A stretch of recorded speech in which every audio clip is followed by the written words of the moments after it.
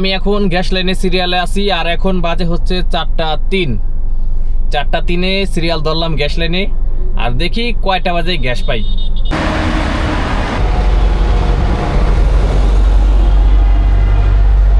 Guys এখন already 5:36 বেজে গেছে, এখন পর্যন্ত গ্যাস পাই নাই।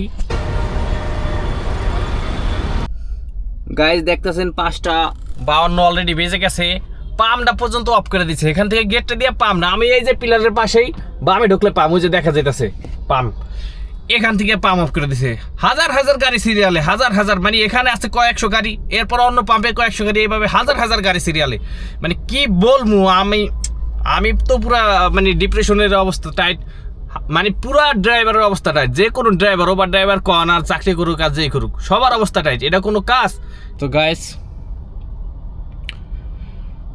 খুবই কষ্টের সাথে বলতাছি, 6:03 বাজে গেছে আর যেখানে আসিলাম ঠিক ওইখানেই আছি।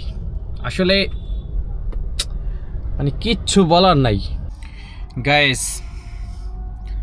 7:45 অলরেডি বেজে গেছে, আজান দিতেছি ইশারক্তের।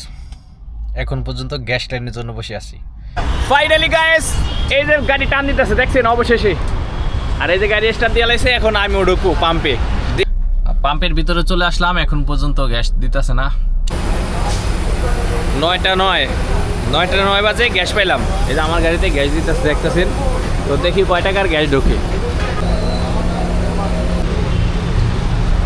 360 টাকার গ্যাস ঢুকছে 5 ঘন্টা সিরিয়াল দেওয়ার পর। এই হলো বর্তমান পরিস্থিতি। কি করবো কন? গাড়ি চালামু, ভাত খামু না বাসা যামু? ধন্যবাদ।